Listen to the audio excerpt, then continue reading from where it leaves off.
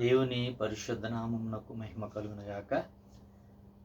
ప్రభునందు ప్రియమైనటువంటి వారలారా, దేవాది దేవుని ప్రశస్త నామమును బట్టి మరి ఒకసారి ఈ విధంగా దేవాది దేవుని పాద సాన్నిధ్యంలో, ఆయన సహవాసంలో మనము ఎదగడానికి, ఆయనతో సహవాసం కలిగి ఉండడానికి దేవాది దేవుడు మరి ఒక కృపను, మరి ఒక దినాన్ని మనందరికీ కూడా దయచేసి ఉన్నారు.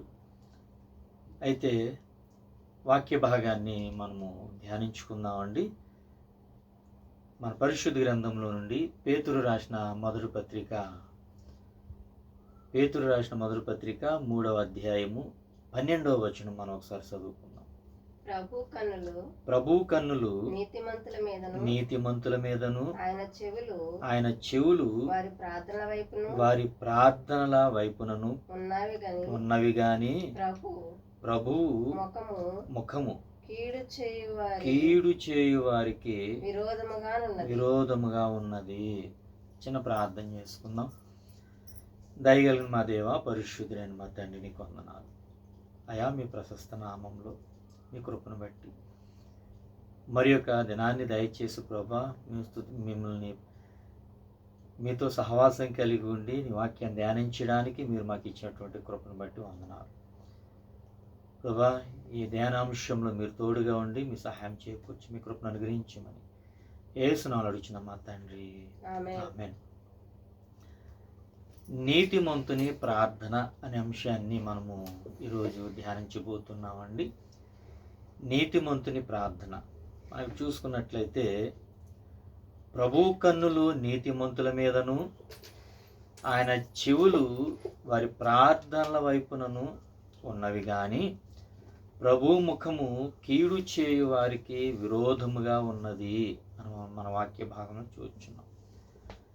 అంటే మన అంశ భాగాన్ని బట్టి మనం జ్ఞాపకం చేసుకున్నట్లయితే, నీతిమంతుని ప్రార్థన. ఇప్పుడు నీతిమంతుని ప్రార్థన చాలా ప్రత్యేకమైనదిగా మనం ఇప్పుడు చూస్తూ ఉన్నాం. ఎందుకంటే ఈ ప్రార్థన కోసం దేవుడు ఎదురు చూస్తూ ఉంటున్నటువంటి విధానాన్ని, ప్రార్థించే పరిస్థితిని మనం చూడగలుగుతున్నాం. అయితే ప్రియమైనటువంటి వారలారా, నీతిమంతులు ఎవరు? నీతిమంతులని ఎవరిని సంబోధించి మాట్లాడుతూ ఉన్నాడు అనే దాన్ని గూర్చేటువంటి విషయంలో మనం జ్ఞాపకం చేసుకున్నట్లయితే, నీతిమంతులను గూర్చేటువంటి విషయంలో మనం ఆలోచన చేసుకున్నట్లయితే, లోకానుసారమైనటువంటి విధానంలో చాలామంది అనేక రకాలుగా కొన్ని రకాలైనటువంటి అపోహలతో జీవించే ప్రయత్నం చేస్తూ ఉంటారు. అపోహలంటే, మేము దేవుని సన్నిధికి వెళ్తున్నాం, దేవుని సన్నిధిలో ఏకీవిస్తున్నాం, ఆరాధనలో పాలు పంపులు పొందుతున్నాం, ఉపవాస ప్రార్థనలో పాలు పంపులు పొందుతున్నాం, అలాగే మేము అనేక విధాలైనటువంటి ఉజ్జీవ సభలకు వెళ్ళి అక్కడ మంచి వర్తమానాలు మేము వింటున్నాం, మంచి వాక్యాలు మేము వింటున్నాం, ఎంతో ప్రయాసపడి సభలకు వెళ్తున్నాము, దేవుని సన్నిధానానికి ఆరాధనలకు వెళ్తున్నాము అని చెప్పేసి చాలామంది అనుకుని మేము నీతిమంతులము అని చెప్పేసి తలంచుకునేటటువంటి వారు, ఒక భ్రమలోను అపోహలో బ్రతికేటటువంటి వారు చాలామందిని మనం చూడగలుగుతూ ఉంటాం. అంటే దేవుని సన్నిధికి వెళ్తేనే నీతిమంతులు, దేవుని ఆరాధనలో పాలు పంపులు పొందితే మేము నీతిమంతులం. ఇంకోటి ఏంటంటే, ప్రసంగాలు చెప్పడం కానీ, ప్రార్థనలు చేయడం కానీ, అలాగే పాటలు పాడడం కానీ, వాక్యం చదవడం కానీ, ఇలాగే అన్నీ ఇవి చేస్తే కనుక నీతిమంతులము అని చెప్పేసి చాలామంది అపోహలోను ఒక భ్రమలో బ్రతుకుచూ ఉన్నటువంటి వారుగా మనం చూస్తూ ఉంటాం. అసలే నీతిమంతుల గురించి పరిశుద్ధ గ్రంథం ఏం చెప్తుంది? నీతిమంతులంటే ఎవరై ఉన్నారు? నీతిమంతుల గురించి పరిశుద్ధ గ్రంథం ఏం చెప్తుంది? అసలు నీతిమంతుల గురించినటువంటి విధానాన్ని ఏమిటి అని మనం ఒకసారి ఆలోచన చేసుకున్నట్లయితే, మన పరిశుద్ధ గ్రంథంలోని రోమాపత్రికలో మనం చూసుకున్నట్లయితే, రోమాపత్రిక 3వ అధ్యాయంలో ఇక్కడ మనకు కనబడుతూ ఉంటుంది. చూడండి ఒకసారి 10-11 వచనాల్లో 12 వచనాలు మనం చదువుకున్నాం ఒకసారి. ఇందును గూర్చి వ్రాయబడినదేమనగా నీతిమంతుడు లేడు, ఒక్కడునూ లేడు, గ్రహించువాడెవడును లేడు, దేవుని వెదకువాడెవడు లేడు. 12 అందరును త్రోవ తప్పి ఏకముగా పనికిమాలిన వారై మేలు చేయువాడు లేడు, ఒక్కడైనను లేడు. ఇక్కడ మనం చూసుకున్నట్లయితే చెప్తున్న మాటను గూర్చి మనం జ్ఞాపకం చేసుకున్నట్లయితే కనుక నీతిమంతుడు లేడు, ఒక్కడునూ లేడు అనే మాట మనం ఇక్కడ చూడగలుగుతూ ఉన్నాం. ఇప్పుడు ప్రియమైనటువంటి వారలారా, ఇక్కడ నీతిమంతుడు లేడు అని చెప్తూ ఉన్నప్పుడు అసలే ఇక్కడ మనం చదవబడిన మూలవాక్యంలో చూసుకున్నట్లయితే నీతిమంతుల ప్రార్థన ఆయన ఆలకిస్తాడు అని మనం చూసుకున్నాం. ఇప్పుడు నీతిమంతుడు ప్రార్థన ఆలకిస్తానని చెప్పి అక్కడేమో పేతురు రాసిన పత్రికలోనేమో నీతిమంతులు ప్రార్థన ఆలకిస్తానంటున్నాడు. ఇక రోమపత్రికలు అంటున్న మాట ఏంటంటే నీతిమంతుడు లేడు, ఒక్కడునూ లేడని చెప్పేసి తెలియజేస్తున్నట్లుగా చూస్తున్నాం. అంటే ఇప్పుడు పరిశుద్ధ గ్రంథ విధానంలో మనం చూసినట్లయితే అసలు నీతిమంతుడే లేడని చెప్పేసి పరిశుద్ధ గ్రంథం చెలవిస్తూ ఉంది. అక్కడేమో నీతిమంతుల ప్రార్థన ఆలకిస్తా అంటున్నాడు. అయితే ప్రియమైనటువంటి వారు మరలా ఒకసారి మనం ఆలోచన చేసుకున్నట్లయితే నీతిమంతుని ప్రార్థన దేవుడు ఆలకిస్తాడు అని పరిశుద్ధ గ్రంథమే మనకి పేతురు గ్రంథంలో తెలియజేస్తూ ఉంది. ఇప్పుడు నీతిమంతుడు లేనప్పుడు ప్రార్థించే నీతిమంతుడు ఎక్కడి నుంచి వచ్చాడు? ఒకసారి ఆలోచన చేసుకోవాలి, అవునా కాదా? ఒకసారి మనము పరిశీలన చేసుకోవాలి. ఇప్పుడు నీతిమంతుడే లేడు, ఇప్పుడు ప్రార్థించే నీతిమంతుడు ఎక్కడి నుంచి వచ్చాడు? నీతిమంతుడు లేనప్పుడు. అయితే ప్రియమైనటువంటి వారలారా, మనం ఆలోచన చేసుకున్నట్లయితే కనుక నీతిమంతుడు ఎట్లా ప్రార్థించగలడు అనే ప్రశ్న మనం ఆలోచించుకున్నట్లయితే ఈ ప్రశ్నకు కూడా సమాధానాన్ని మనం వెతికే వారముగా ఉన్నట్లయితే కనుక ఈ ప్రశ్నకు కూడా సమాధానం ఏంటంటే ఎక్కడ దొరుకుతుంది అని మనం ఆలోచన చేసుకున్నట్లయితే బయట ఎక్కడో దొరకడమో లేదంటే బయట ఎక్కడో మనం చేయడము ఏదో విధంగా వెతకడమో కాదు, కానీ పరిశుద్ధ గ్రంథంలోనే అసలు ఒకసారి మనము ఈ సమాధానాన్ని గూర్చి వెతికే పరిశుద్ధ గ్రంథం ఏమని సమాధానం చెప్తుంది అనే దాన్ని గూర్చి మనం ఒకసారి చూద్దాం. ఇందులోనే ఈ రోమాపత్రిక 3వ అధ్యాయంలోనే 24వ వచనం మనం చదువుకుందాం ఒకసారి. 24 కాబట్టి నమ్మువారు ఆయన కృపచేతనే క్రీస్తు యేసునందలి విమోచనము ద్వారా ఉచితముగా నీతిమంతులని తీర్చబడుచున్నారు. ఏమంటున్నాండి ఇక్కడ చెప్తున్న మాట ఏంటంటే క్రీస్తు యేసున ఇక్కడ చెప్తున్న మాట ఆయన కృపచేతనే క్రీస్తు యేసునందలి విమోచనము ద్వారా ఉచితముగా నీతిమంతులని తీర్చబడుచున్నారు అని మనం చూస్తున్నాం అన్నమాట. అంటే ఇక్కడ మనం జ్ఞాపకం చేసుకున్నట్లయితే పరిశుద్ధ గ్రంథమే మనకి సమాధానం ఇస్తున్నట్లుగా మనం చూడగలుగుతున్నాం.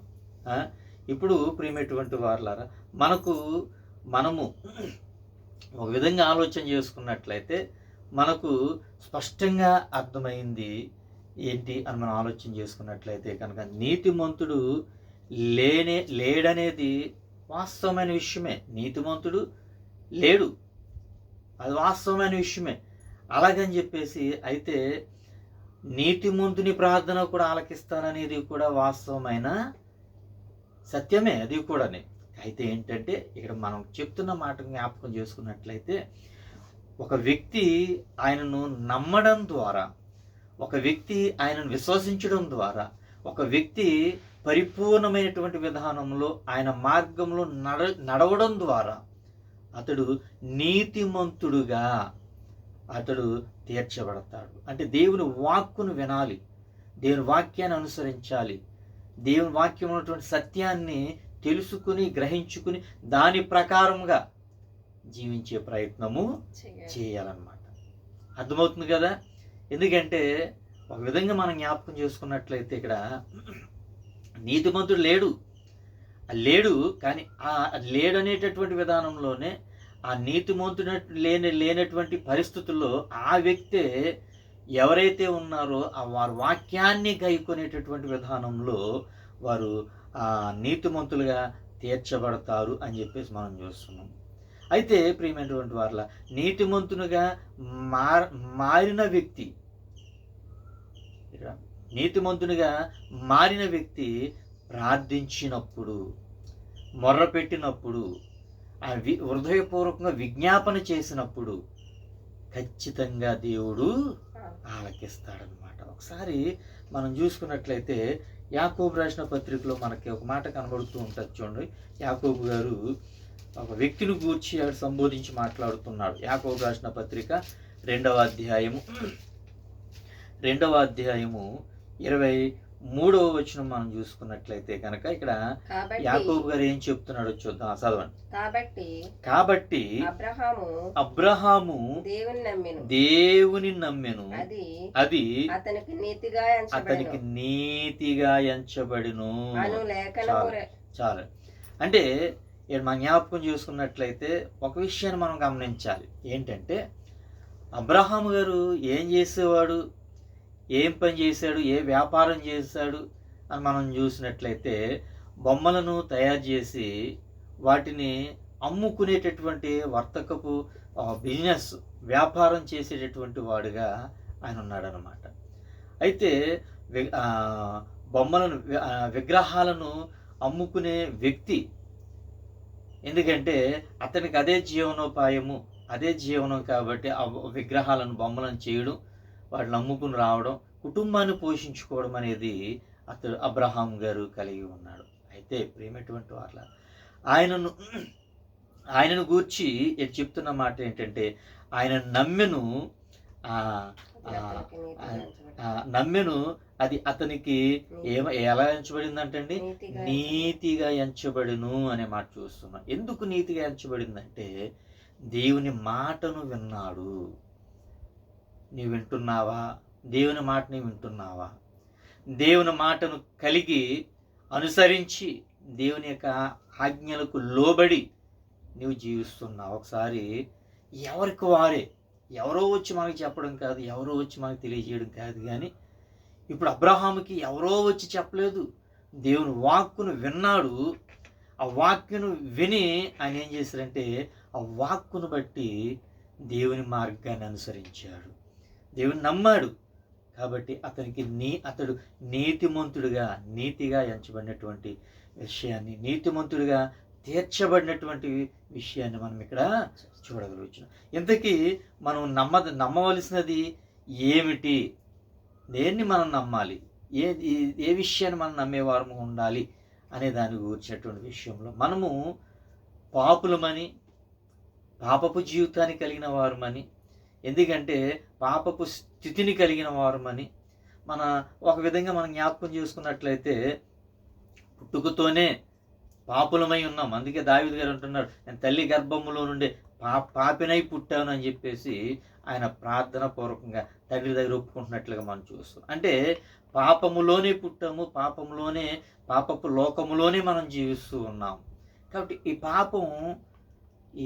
మన పాపము పోవాలంటే మనం పాపులం కాబట్టి మన పాపాలు పోవాలి అన్నట్లయితే కనుక మనం జ్ఞాపకం చేసుకున్నట్లయితే పూర్వం ఏంటంటే కోడెల రక్తంతోనూ, గొర్రెల రక్తంతోనూ, మేకల రక్తంతోనూ మనము అంటే చాలామంది వారిని వారు పరిశుద్ధపరుచుకుంటూ, వారిని వారు పవిత్రపరుచుకుంటూ, వారిని వారు శుద్ధి చేసుకునేటటువంటి పరిస్థితి చూచాం. చాలా విన్నాం మనం అటువంటివి. కానీ ప్రియమైనటువంటి వారలారా, ఇక్కడ కోడెల రక్తం వలన కానీ, మేకల రక్తం వలన కానీ, గొర్రెల రక్తం మనలను విమోచించడానికి అవకాశం ఉండదు. దానివల్ల విమోచన అనేది లేదు.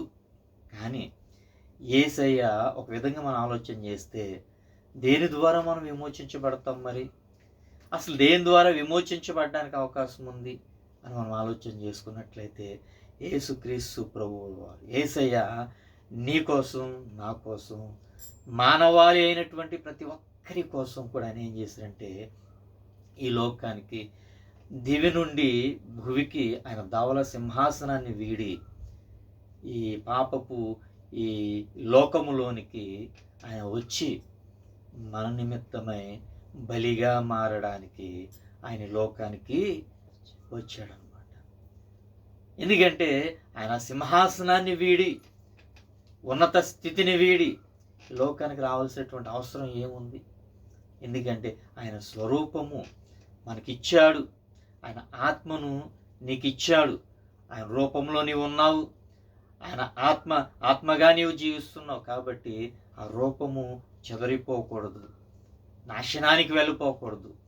అలాగే ఆయన ఇచ్చిన ఆత్మ భయంకరమైనటువంటి స్థితికి, నరకానికి వెళ్ళిపోకూడదు. కాబట్టి ఈ పాపపు లోకంలో పాపిగా కాకుండా పరిశుద్ధునిగా నీవు ఉండాలి, సత్యాన్ని తెలుసుకోవాలని చెప్పేసి ఆయన నీకోసం ఏం చేయండి, నిన్ను పవిత్రపరచడానికి కోడెల రక్తము, గొర్రెల రక్తం, మేకల రక్తం వలన ఏ విధమైనటువంటి పరిష్కారం లేదు. కాబట్టి ఆయన ఏం చేశాడంటే ఆయనే నీ కొరకు, నా కొరకు, మానవాళి ప్రతి ఒక్కరి కొరకు కూడా ఆయన ఈ లోకానికి వచ్చి బలిగా మారి తన రక్తాన్ని చిందించినటువంటి వాడుగా చూడగలుగుతున్నాం.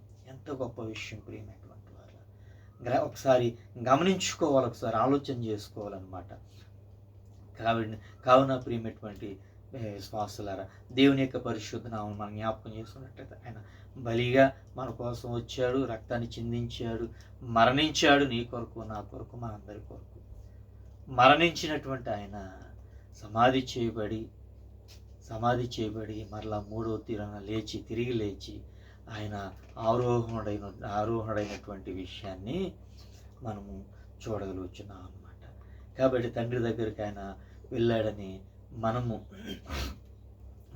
వెళ్ళాడు.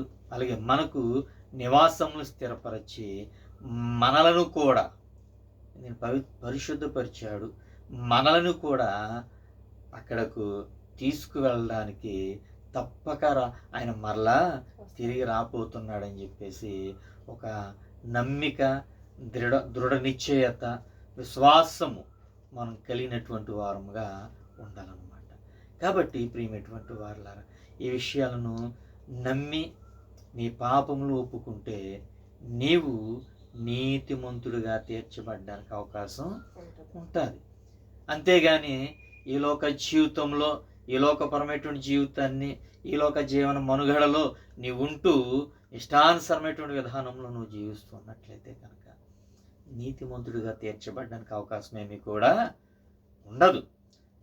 కాబట్టి ఈ లోకంలో నీవు దేవుని రాజ్యంలో చేరాలి అన్నట్లయితే నీవు చేయవలసినటువంటిది ఏంటంటే క్రీస్తుని అంగీకరించాలి, ఆయన వాక్యాన్ని కలిగి ఉండాలి, సత్యాన్ని తెలుసుకోవాలి, నీ జీవితము పరిశుద్ధపరచబడాలన్నమాట. మార్పు చెందిన వారుగా నీవు ఉండాలి. కాబట్టి ప్రియమైనటువంటి వారు, మనము నీతిమంతులుగా తీర్చబడ్డామని మనకు ఎట్లా తెలుస్తుంది? ఇదొక ప్రశ్న. ఇప్పుడు నీవు నీతిమంతుడుగా తీర్చబడ్డావు, నీతిమంతురాలుగా తీర్చబడ్డావు అని తెలియాలంటే కనుక ఏ విధంగా తెలుస్తుంది? అవునా కదా? ఏ విధంగా తెలుసుకోవాలి అని మనం ఆలోచన చేసుకున్నట్లయితే ఇది ఒక విధంగా ఒక పాస్టర్ను, ఒక బిషప్ అను, లేదంటే ఒక పాస్టర్ అను, ఒక వేరే ఎవరెవరో మనకి గొప్ప వారు ఎవరో ఒక సర్టిఫికేట్ ఇస్తే దీనివల్ల ప్రయోజనం ఏమీ కూడా ఉండదు చెప్పాలంటే. అర్థమవుతుందా? ఎందుకంటే చాలామంది అంటూ ఉంటారు, అబ్బా నీవెంత నీతిమంతురాలు, నీవెంత నీతిమంతుడు అని చెప్పేసి చాలామంది గొప్పగా ప్రశంసించే ప్రయత్నం చేస్తూ ఉంటారు. కానీ నీవు నీతిమంతురాలు అని చెప్పేసి ప్రశంసల వర్షం కురిపించేటప్పుడు నీకు ఏ విధంగా ఉంటుంది? మనసు ఒక రకమైనటువంటి ఉల్లాసానికి గురయ్యేదిగా ఉంటుంది. కానీ అది కాదు, కానీ ఒకరు ప్రశంసించడం వలన నీవు నీతిమంతురాలుగా తీర్చబడడానికి అవకాశం ఉండదు. అలాగే ఒక సర్టిఫికేట్ ఇస్తే వల్ల, ఎందుకంటే చదువుకున్న తర్వాత నువ్వు చదువావని తెలియడానికి ఏం కావాలంటే ఒక సర్టిఫికేట్ కావాలి. ఒక స్పోర్ట్స్లో కానీ, చదువుల విషయంలో కానీ, వగైరా ఏది చేసినా ఒక సర్టిఫికేట్ అంటూ ఉంటే దాని ద్వారా నీవు ప్రయోజనం పొందుకోవడానికి, లబ్ధి పొందుకోవడానికి అవకాశం ఉంటుంది. ఇంకా ఉన్నత విద్యల్లోనికి వెళ్ళడానికి అవకాశం ఉంటుంది. కానీ ఇక్కడ ఏంటంటే నువ్వు ప్రమోట్ అవడానికి ఎవరో సర్టిఫికేట్ ఇవ్వడమో, ఎవరో ప్రశంసించడం వలనో, ఎవరు నిన్ను మెచ్చుకోవడం వలనో నువ్వు దేవుని నీతిమంతుడిగా తీర్చబడడానికి అవకాశం లేదు. కానీ ఇక్కడ ఏం చేయాలంటే ప్రత్యేకంగా చేయవలసింది ఏంటంటే వ్యక్తిగత విధానంలో మనము ఏం చేయాలంటే తెలుసుకునే ప్రయత్నము చేయాలి. మనం నిన్ను నీవు గమనించుకోవాలి. నీ క్రియలు ఎలా ఉన్నాయి, నీ నడవడిక ఎలా ఉంది, నీ ప్రవర్తన ఎలా ఉంది, ఒకసారి నిన్ను నీవు పరిశీలన చేసుకునే ప్రయత్నము చేయాలి. నీ జీవితంలో అంతకు ముందు మారక ముందు ఎలా ఉన్నావు, మారిన తర్వాత ఎలా ఉన్నావు, పూర్వపు నీ జీవిత స్థితి ఎటువంటిది, ఇప్పుడు స్థితి ప్రజెంట్ నీ స్థితి ఎలా ఉన్నది అనే దాన్ని బట్టి నువ్వు కంపారిజన్ చేసుకుని దాన్ని బట్టి నువ్వేం చేయాలంటే తెలుసుకోవాలన్నమాట. అంతే తప్పించి ఎవరో చెప్పడం వలన నీకు తెలియదు. ఎందుకంటే నీ క్రియలు నీకు తెలుసు. కావున నీ స్థితి నీకు తెలుసు కాబట్టి నిన్ను నీవు తెలుసుకుని నీ క్రియలను సరిచేసుకుని దేవుని చిత్తంలో నీతిమంతురాలుగా తీర్చబడ్డానికి ప్రయత్నము చేయాలన్నమాట. కాబట్టి ప్రియమైనటువంటి వారలారా, నీవు చేసే నీ క్రియలు సంఘములో బాగోవాలి. సంఘములో కూడా నీ క్రియలు బాగోవాలి. ఎందుకంటే నేనే గొప్ప అనుకునేవారు చాలామంది ఉంటారు. అబ్బా నా అంతటి వారు లేరు అనుకునేవారు ఉంటారు. అబ్బా ప్రతిదీ నేనే చేయాలి అనుకునేవారు కూడా చాలామంది ఉంటూ ఉంటారు. కానీ ఒక విధంగా అది కూడా అనీతియుక్తమైనటువంటి ప్రవర్తనే అనుకోవచ్చు. ఇదే కొద్దిపాటి దేవుని పని చేస్తున్నాం కదా, దేవుని పని నేను చేస్తున్నాను, దేవుని పని చేస్తున్నాను కాబట్టి నేను నీతిమంతురాలనే. కానీ అది స్వార్థముతో కూడినటువంటి స్థితి. స్వార్థము కాబట్టి స్వార్థము కూడా వద్దన్నాడు దేవుడు. కాబట్టి స్వార్థం ఉండకూడదు, అసూయ ఉండకూడదు. అందరితో మనం కలిసేటటువంటి విధానం కలిగి ఉండాలన్నమాట. చాలామంది అందరితో కలుస్తారు, కానీ లోపలంతా కూడా భయంకరమైనటువంటి అసూయ కలిగినటువంటి వారుగా ఉంటూ ఉంటారు. అదే నీతి అందరితో కలిసి ఉంటే, అందరితో ప్రేమగా ఉంటే, అందరితో ఒక సఖ్యత కలిగి ఉంటే, అందరితో బాగా ప్రేమానురాగాలు కలిగి అందరినీ కలుపుకుంటూ వెళ్ళిపోతే అది నీతిమంతుడిగా నేను తీర్చబడతాను, నీతిమంతురాలుగా తీర్చబడతా అని చెప్పేసి చాలామంది అనుకుంటారు. కానీ అది నీతి కాదు, అసూయతో కూడినటువంటిది. కానీ దేవుడు దాన్ని ఎన్నడూ కూడా పరిగణలోకి తీసుకోడు అనమాట. గలతీయులకు రాసిన పత్రికలో మనకు కనబడుతూ ఉంటుంది కదా, ఎందుకంటే అసూయ కూడా ఉంది అక్కడ. కాబట్టి ఆ జాబితాలో మనం చేరకూడదు. అయితే ప్రేమటువంటి వారు ఒకసారి మనం జ్ఞాపకం చేసుకున్నట్లయితే, చివరికి ఒకసారి మనం చూసుకున్నట్లయితే మార్కు సువార్త 9వ అధ్యాయము 23వ వచనం మనం ఒకసారి చదువుకుందాం. మార్కు సువార్త 9వ అధ్యాయము 23వ వచనం చదువుకుందాం. 23. అందుకు యేసు నమ్ముట నీ వలనైతే నమ్మువానికి సమస్తమును సాధ్యమే అని. చాలు. ఇక్కడ ఏంటంటే ఇక్కడ దేవుని నమ్ముచ్చు. మనం ఈ లోకానుసారంగా మన మీద మనం ఆధారపడి మన విషయాలతో మనం ముందుకు కొనసాగడం కాదు. మనం ఏంటంటే దేవుని మీద ఆధారపడి దేవుని నమ్మే ప్రయత్నం మనం చేసేవారముగా ఉండాలి. అందుకే ఆయన అంటున్నమాట, నమ్ముట నీ వలనైతే నమ్మువానికి సమస్తమును సాధ్యమే. విశ్వసించు. అబ్రహాం ఏం చేశాడు? నమ్మాడు, విశ్వసించాడు, ఆయన వాక్కును విన్నాడు, ఆయన వెంబడించాడు. కాబట్టి నీతిమంతుడిగా తీర్చబడ్డాడు. ఈ రోజున నీవు నీతిమంతురాలుగా తీర్చబడాలి అన్నట్లయితే కనుక నువ్వేం చేయాలంటే దేవుని మాటను నమ్మాలి, విశ్వసించాలి, ఆయన వాక్కును వినేవారుగా ఉండాలి, ఆయన పరిశుద్ధ గ్రంథ వాక్కులను నిత్యము ధ్యానించే ప్రయత్నము చేయాలన్నమాట. కాబట్టి మనం నమ్ముదాం, నీతిమంతులుగా తీర్చబడదాం, అలాగే ప్రార్థిద్దాం, ప్రతిఫలాలు దేవుని నుండి అనుభవించుకుందాం, పొందుకుందాం. కాబట్టి దేవుడు ఇచ్చేటటువంటి అనేకమైనటువంటి విధానంలో ఉన్నటువంటి ఆ మేళ్లను ఆశీర్వాదాలను పొందుకుందాం. ఆయన రాకడ కొరకు నిరీక్షణతో నిజ విశ్వాసంతో ఎదురు చూచుచు నీతిమంతులుగా జీవిద్దాం. అట్టి కృప ధన్యత దేవుడు మనందరికీ అనుగ్రహించిన గాక. ఆమేన్. చిన్న ప్రార్థన చేసుకుందాం. సర్వాధిపతి మా దేవ పరిశుద్ధుడా నీకు వందనాలు, స్తోత్రాలు. నీ కృపను బట్టి ప్రభువా, నీ చిత్తంలో మీతో సహవాసం కలిగి ఉండడానికి కొద్ది సమయాన్ని ప్రభు ఈ విధంగా వెచ్చించడానికి మీరు సహాయం దయచేశారు. కావున ప్రభువా, నీ చిత్తంలో మమ్మల్ని అందరినీ ఉంచండి. వినుచున్న ప్రతి ఒక్కరిని దీవించి ఆశీర్వదించి మీ కృపలో ముందు కొనసాగే భాగ్యం దయచేయమని ప్రార్థించి అడుగుచున్నాం తండ్రి. ప్రభువా, మీ ప్రశస్త నామంలో ప్రతి ఒక్కరు ప్రభువా ఈ లోక జీవితంలో తండ్రి నీతిమంతులుగా మీ జీవించడానికి మీ వాక్యమును కలిగి మీ వాక్కులను విని విశ్వసించి నమ్మకంతో ముందుకు కొనసాగే కృపను చేకూర్చి మీరు అక్కడ నిమిత్తమే ప్రభువా సిద్ధపాటు కలిగి ఉండే భాగ్యాన్ని చేకూర్చమని యేసునామములో అడుగుచున్న మా తండ్రి, ఆమేన్. ఆమేన్. తండ్రి, కుమార, పరిశుద్ధాత్మ దేవుని తోడు నిత్యము మీకుండును గాక. ఆమేన్.